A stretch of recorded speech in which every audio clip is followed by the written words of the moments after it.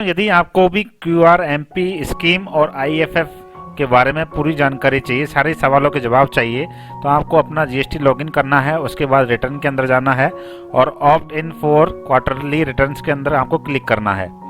इतना करने के बाद आपके पास ये ऑप्शन आएगा, यहाँ आपको सर्च करना है। सर्च करने के बाद आपके पास यहाँ स्कीम सेलेक्ट करने का ऑप्शन है और साथ में यहाँ एक बटन है एडवाइजरी। जब आप इस पर क्लिक करेंगे तो गवर्नमेंट की तरफ से आपको सारे सवालों के जो जवाब दिए गए हैं वो PDF आपकी ओपन हो जाएगी। तो इस PDF फाइल का लिंक मैं नीचे वीडियो के डिस्क्रिप्शन में डाल रहा हूँ। आपको लॉगिन करने की आवश्यकता नहीं पड़ेगी, आप सीधे ही इस फाइल को डाउनलोड कर पाएंगे नीचे दिए गए लिंक पर क्लिक करके। इस PDF फाइल में QRMP स्कीम और IFF के संबंध में 37 सवालों के आंसर दिए गए हैं, जिनके बारे में आप पढ़ करके समझ करके अपना डिसीजन ले सकते हैं कुछ ही मिनट के अंदर। तो सबसे पहले एलिजिबिलिटी और इस स्कीम को लेने के बारे में क्वेश्चनों का जवाब दिया गया है। पहला क्वेश्चन है कि ये क्या स्कीम है QRMP। QRMP का फुल फॉर्म है quarterly return with monthly payment.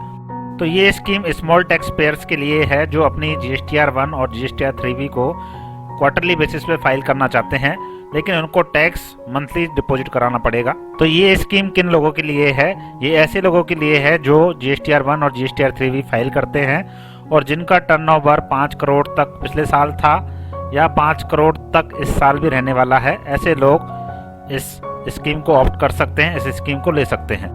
तो इस स्कीम को हमें कैसे लेना है? इसके लिए हमें लॉगिन करना है, उसके बाद सर्विसेज में जाना है, रिटर्न्स में जाना है, opt in for quarterly returns पर क्लिक करना है जैसा मैंने अभी आपको बताया। उसके बाद ये स्क्रीन खुलेगी, यहाँ सर्च पर क्लिक करना है, आपको यहाँ ये ऑप्शन दिखेगा और यहाँ क्वार्टरली पर क्लिक करके यहाँ सेव बटन पर क्लिक करना है। अब इस स्कीम को कब तक ऑप्ट किया जा सकता है? तो इस स्कीम को क्वार्टर बेस पे ऑप्ट किया जा सकता है। जैसे अभी 4th क्वार्टर की डेट चल रही है, 31 जनवरी तक आप इसको ऑप्ट कर सकते हैं। उसके बाद फर्स्ट क्वार्टर आएगा 2021 का, तो उसकी डेट यहाँ लिखी हुई है। उसके बाद सेकंड क्वार्टर की यहाँ डेट लिखी है, तो आप इसको कभी भी किसी भी क्वार्टर में ऑप्ट कर सकते हैं। अब बात आती है क्या हमें इस स्कीम को हर क्वार्टर के लिए अलग अलग सेलेक्ट करना पड़ेगा? तो ऐसा नहीं है, आप एक बार जो ऑप्शन सेलेक्ट कर लेंगे बाय डिफ़ॉल्ट वही रहेगा। और यदि आप बाहर निकलना चाहें स्कीम से तो किसी भी क्वार्टर में आप मंथली पर क्लिक करके इससे बाहर भी निकल सकते हैं। यदि किसी का टर्नओवर 5 करोड़ से कम है फिर भी स्कीम ऑप्ट नहीं कर पा रहा है, तो आप यहाँ क्लिक करें और क्लिक करने के बाद आप देख पाएंगे यहाँ क्या क्या रीजन है। और यदि फिर भी आपको दिक्कत आ रही है तो आप इस लिंक पर जाकर के ग्रीवियंस डाल सकते हैं। अब नेक्स्ट क्वेश्चन है कि आपके एक ही पेन के ऊपर कई GSTN है अलग अलग स्टेट्स के अंदर, तो क्या आप उनके अंदर सभी के अंदर इस स्कीम को ऑप्ट कर पा सकते हैं? तो इसका आंसर इन्होंने यस दिया है। अगर आप एलिजिबल है तो सबके अंदर आप इसको एक्सेप्ट कर सकते हैं। ये स्कीम कब से अवेलेबल है? तो ये स्कीम आपकी 1 जनवरी 2020 से आगे तक के लिए अवेलेबल है और ये 5 दिसंबर 2020 से इन्होंने ये सुविधा चालू कर दी है सेलेक्ट करने की। आप सेलेक्ट कर सकते हैं। आगे B सेक्शन में बात की गई है सिस्टम डिफ़ॉल्टिंग की, कि आपके पास यदि मेल रिसीव हुआ है जिसके अंदर आपकी डिफ़ॉल्ट स्कीम सेट कर दी गई है, चाहे वो मंथली हो चाहे क्वार्टरली हो, तो अगर आपके साथ ऐसा किया गया है तो आप उसको चेंज कर सकते हैं और यदि सेम रखना चाहें तो उसको सेम भी रख सकते हैं। लेकिन ये आपको 31 जनवरी 2021 से पहले करना पड़ेगा। अगर आप डिफ़ॉल्टेड सेट नहीं किए गए हैं, कोई स्कीम आपको डिफ़ॉल्ट सेट नहीं की गई है, तो आप खुद भी डिफ़ॉल्टली जा कर के सेट कर सकते हैं। बाय डिफ़ॉल्ट ज़्यादातर लोगों के मंथली सेट किया हुआ है। आगे C सेक्शन के अंदर आपके पेमेंट के बारे में बताया गया है कि आपको पेमेंट किस प्रकार से करना है। तो एक क्वार्टर के अंदर 3 महीने होते हैं, तो पहले 2 महीनों में आपको पेमेंट किस प्रकार से करना है, क्योंकि क्वार्टर के लास्ट में तो आपको पूरा पेमेंट करना ही है। रिटर्न भी जाएगी आपकी 3B और GSTR 1। गवर्नमेंट ने यहाँ पेमेंट के 3 मेथड बताए हैं। अभी हम क्वार्टर नंबर 4 में है 20-21 के, तो उसी के बारे में बात कर रहे हैं। तो यहाँ या तो आप जो जनवरी का टैक्स है उसको खुद सेल्फ एसेस कर लें और उसको जो लायबिलिटी निकलती है वो पेमेंट कर दें, या फिर आपने जो दिसंबर के अंदर 3B के अंदर जो कैश से जो लायबिलिटी पे करी है उस लायबिलिटी को पूरा के पूरा आप जनवरी के अंदर भी पे कर दें और फरवरी के अंदर भी आप दोनों तरीके से कर सकते हैं। या तो सेल्फ एसेस कर लें या फिर 100% जो आपने जनवरी के अंदर पे किया है कैश उसको फरवरी के अंदर भी आप पे कर सकते हैं। दोस्तों, यदि आप 20-21 के फर्स्ट क्वार्टर में भी इसी स्कीम को ऑप्ट करते हैं तो आपके पास क्या ऑप्शन रहेंगे पेमेंट करने के? तो सबसे पहला ऑप्शन तो यही रहेगा कि आप जब अप्रैल और मई का पेमेंट करें तो सेल्फ एसेस कर लें और जो आपकी लायबिलिटी बनती है उसको पेमेंट कर दें। या फिर आपके पास ऑप्शन रहेगा कि जो आपने प्रीवियस क्वार्टर मतलब जनवरी से लेकर के दिसंबर के क्वार्टर के अंदर जो 3V फाइल करी है, 3V आपने क्वार्टरली फाइल करनी पड़ेगी इस स्कीम के अंदर। तो जो 3V आपने फाइल करी है उसके अंदर जो भी आपने टैक्स कैश से पे किया है, जो भी कैश से टैक्स आपने पे किया है उसका 35% आपको अप्रैल के अंदर, 35% मई के अंदर आपको दिखाना पड़ेगा और रिमेनिंग टैक्स आपको जो आपका जून का महीना आएगा उसके अंदर पेमेंट करना पड़ेगा और उसकी GSTR 1 और GSTR 3 भी फाइल करनी पड़ेगी। अब बात करते हैं कि आपको मंथली पेमेंट किस केस में नहीं करना है। जब आपकी कोई लायबिलिटी बने ही नहीं या फिर जीरो लायबिलिटी हो तो आपको कोई पेमेंट नहीं करना है मंथली। इसके बाद यदि आपकी लायबिलिटी बनती भी है और आपके इलेक्ट्रॉनिक कैश लेजर में या फिर आपके इलेक्ट्रॉनिक क्रेडिट लेजर में उस लायबिलिटी को चुकाने के लिए सफिशिएंट बैलेंस अवेलेबल है तो आपको पहले 2 मंथ के अंदर कोई टैक्स पे नहीं करना है और जो नेक्स्ट मंथ में आप क्वार्टर के लास्ट मंथ में जब आप 3B भरेंगे तो उसकी डिटेल उसमें चली जाएगी। अब बात करते हैं कि आपको मंथली पेमेंट कौन सी डेट को करना है। तो ये पेमेंट आपको नेक्स्ट मंथ की 25 तारीख तक आपको ये पेमेंट करना पड़ेगा। नेक्स्ट क्वेश्चन है सेल्फ असेसमेंट का क्या मतलब होता है। तो सेल्फ असेसमेंट का मतलब वही है जैसे हम 3B के अंदर टैक्स निकाल करके टैक्स पे करते थे उसी तरह से आपको टैक्स पे करना है सेल्फ असेसमेंट के अंदर। How do I generate a चालान, तो इसके लिए आप जब चालान आएगा तो उसको आप जनरेट कर पाएंगे। अब नेक्स्ट क्वेश्चन ये है कि मान लीजिए आपने फर्स्ट मंथ के अंदर टैक्स पे कर दिया कैश से, तो वो इलेक्ट्रॉनिक कैश लेजर में आपका कैश बढ़ा हुआ दिखाएगा, लेकिन इसका मतलब ये नहीं है कि आप उस कैश को सेकंड मंथ के लिए भी यूटिलाइज कर सकें। हाँ, यदि आपने टैक्स ज़्यादा जमा करा दिया है कैश से तो आप उसका यूटिलाइज कर सकते हैं नेक्स्ट मंथ के अंदर।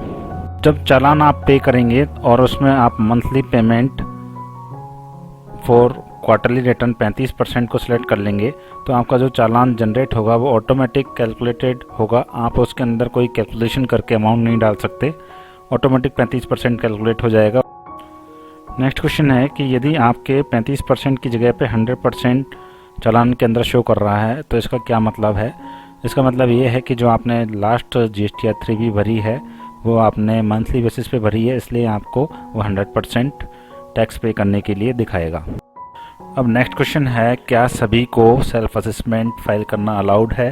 तो सेल्फ असेसमेंट वाला जो चालान है वो सभी को अलाउड है, लेकिन जो 35% वाला चालान है वो सभी के लिए अवेलेबल नहीं है। किन किन के लिए अवेलेबल नहीं है, जो टैक्स पेयर्स नए हैं वो 35% वाला चालान नहीं भर सकते। इसके अलावा जो कंपोजिशन स्कीम है वो भी ये चालान नहीं भर सकते। इसके अलावा जिन्होंने लास्ट मंथ की लास्ट क्वार्टर की GSTR 3B नहीं भरी है वो भी इस स्कीम को, इस 35% वाले चालान को ऑप्ट नहीं कर सकते।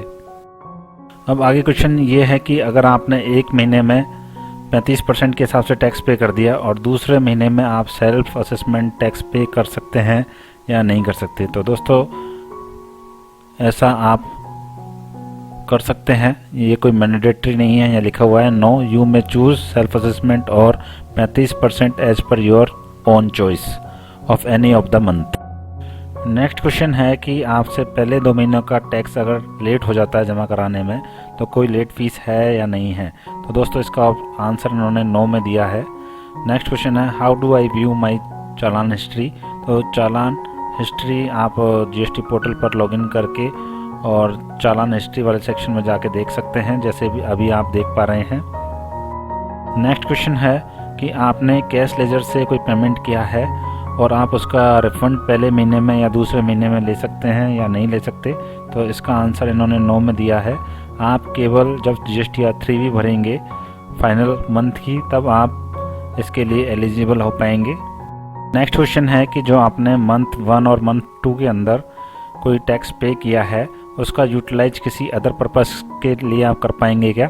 तो ऐसा आप कर सकते हैं, लेकिन 3B फाइल करने के बाद ही आप कर पाएंगे ऐसा। अब आगे सेक्शन नंबर D के अंदर इन्होंने 2A और 2B किस प्रकार से दिखाई देंगे उसकी बात की गई है। तो जो दोस्तों 2A तो आपको मंथली दिखेगा जैसा अभी आपको दिखता है, और 2B आपको मंथली भी दिखेगा और क्वार्टरली का भी ऑप्शन आपके आगे आ जाएगा। अब सेक्शन ई के अंदर इन्होंने जो बात करी है वो क्वार्टरली रिटर्न्स के बारे में बात करी है। सबसे पहले क्वेश्चन है कि आपको कौन कौन सी रिटर्न फाइल करनी होंगी। तो मंथ के जो लास्ट मंथ है क्वार्टर का, उसमें आपको GSTR 1 और GSTR 3V फाइल करनी पड़ेगी। नेक्स्ट क्वेश्चन है कि जो GSTR 3V है उसके हमने मंथ 1 और मंथ 2 के अंदर जो कैश जमा कराया है उसके हमें चालान सेपरेट देखने को मिलेंगे या नहीं मिलेंगे। तो यहाँ इन्होंने आंसर दिया है यस, आपको एक सेपरेट टैब मिल जाएगी जो कि आपके कैश चालान को डिस्प्ले करेगी। क्वार्टरली के केस में जो GSTR 1 है और GSTR 3V है उसकी रिटर्न की डेट क्या रहेगी। तो GSTR 1 की तो डेट फिक्स रहेगी, जो भी आपका क्वार्टर है उसका जो भी नेक्स्ट मंथ रहेगा उसमें 13 तारीख तक आपको GSTR 1 फाइल करनी पड़ेगी। लेकिन जो GSTR 3V है वो GSTR 3V नेक्स्ट मंथ की 24 तारीख और 22 तारीख में आप फाइल करेंगे। 24 तारीख उन लोगों के लिए है जो इस सीरियल नंबर 1 स्टेट्स के अंदर आते हैं और 24 तारीख उन लोगों के लिए रहेगी जो इस सीरियल नंबर 2 वाले स्टेट्स के अंदर आते हैं। इसके अलावा GSTR 1 और GSTR 3V को लेट करने पर कोई लेट फीस लगेगी या नहीं लगेगी। तो लेट फीस बिल्कुल लगेगी GSTR 1 और GSTR 3V को लेट करने पर। अब बात करते हैं सेक्शन नंबर F की, जिसके अंदर इन्होंने एक फैसिलिटी के बारे में बताया है, इनवॉइस फर्निशिंग फैसिलिटी, जो कि बहुत ही इम्पोर्टेंट फैसिलिटी है, लेकिन ये ऑप्शनल है, मैंडेटरी नहीं है। दोस्तों QRMP स्कीम के अंदर आप GSTR 1 तो क्वार्टर के एंड में फाइल करेंगे, लेकिन काफ़ी पार्टीज़ आपकी ऐसी हो सकती हैं जो आपको बाध्य करें कि हमारा इनवॉइस तो आप मंथली दिखाइए, हमें इनपुट उसका नहीं मिल रहा है। तो ऐसे लोगों के लिए आप IFF फैसिलिटी का इस्तेमाल करके उन लोगों के इनवॉइस आप मंथली शो कर सकते हैं और बाकी रिमेनिंग इनवॉइसेस को आप GSTR 1 के अंदर शो कर सकते हैं। जब आप उन इनवॉइसेस को IFF फैसिलिटी के साथ अपलोड कर देंगे तो उनको उसी मंथ में उनका इनपुट मिल जाएगा। अब नेक्स्ट क्वेश्चन है, क्या आपको कंपलसरी इस IFF को यूज करना है। तो ये ऑप्शनल फैसिलिटी है, इसको आपको यूज करें ना करें आपके ऊपर है। नेक्स्ट क्वेश्चन है, क्या आपको IFF फैसिलिटी हर महीने मिलेगी। तो बिल्कुल मिलेगी हर महीने, लेकिन आपको ये 13 तारीख तक इनवॉइस अपलोड करनी पड़ेंगे। अगर आप 13 तारीख तक इनवॉइस अपलोड नहीं करते हैं तो आप नेक्स्ट मंथ में अपलोड करेंगे, और यदि नेक्स्ट मंथ में भी अपलोड नहीं कर पाते हैं तो आप GSTR 1 के अंदर अपलोड कर सकते हैं। अब बात आती है कि यदि आप कोई इनवॉइस 13 तारीख तक अपलोड नहीं कर पाए IFF के अंदर और पार्टी चाहती है आप उसको अपलोड करें, तो आप ऐसा नहीं कर पाएंगे, लेकिन उससे आपकी कोई लेट फीस नहीं बनेगी, क्योंकि आप GSTR 1 जाने तक उस इनवॉइस को दिखा सकते हैं। अब बात करते हैं कि यदि आपने IFF फैसिलिटी का इस्तेमाल करके इनवॉइस को दिखा दिया तो रिसिपिएंट के GSTR 2A में वो दिखेगा या नहीं दिखेगा। वो बिल्कुल दिखेगा, रिसिपिएंट उसका इनपुट भी ले सकता है।